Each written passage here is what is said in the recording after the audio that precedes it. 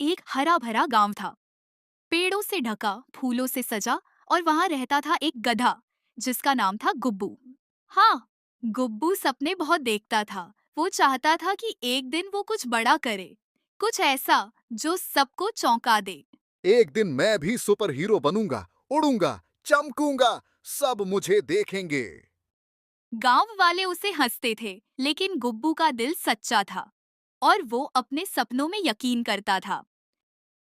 फिर एक रात, जब पूरा गांव सो रहा था, एक जादुई रोशनी आसमान से उतरी और उस रोशनी में आया एक उड़ता हुआ तोता।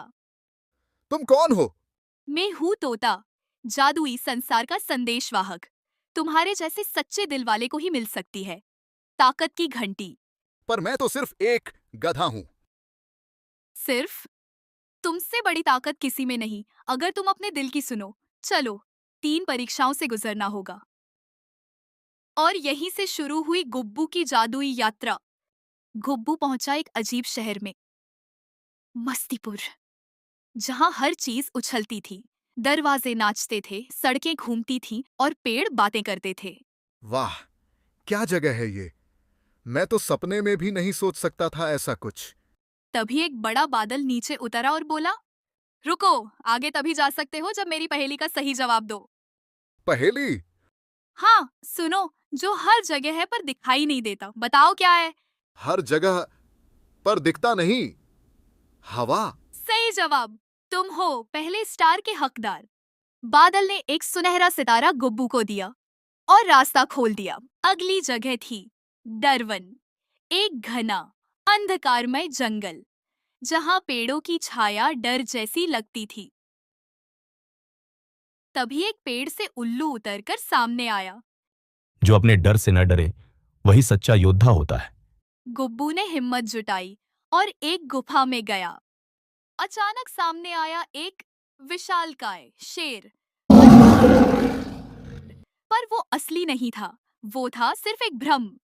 तू सिर्फ मेरा डर है और मैं अब डरने वाला नहीं।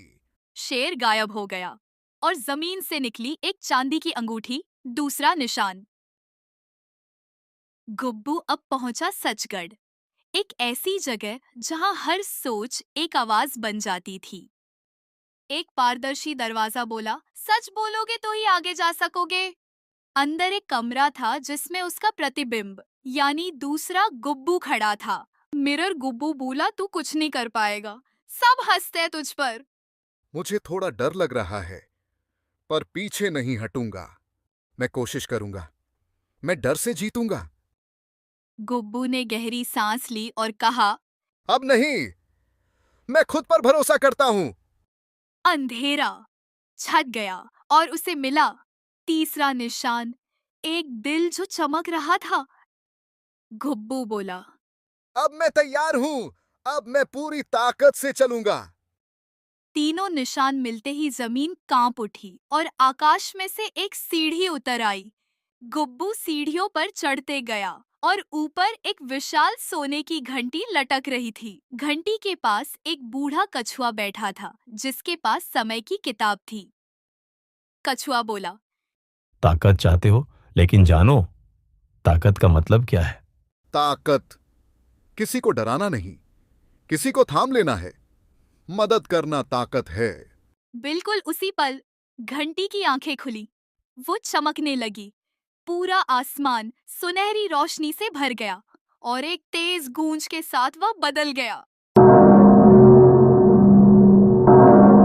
अब गुब्बू एक चमकता हुआ तेज सजीला गधा था जिसके पास थी सच्चाई, समझदारी और हिम्मत की ताकत। सारे जानवर दूर से देखकर दंग रह गए। गुब्बू अपने गांव लौट आया और सारे जानवर उसका स्वागत करने दौड़े। भालू ने गुब्बू को खुशी से गले लगाया और सभी जानवर ताली बजा रहे थे। गांव में जश्न हुआ, झूले लगे, मिठाई बंटी और गाने बजे।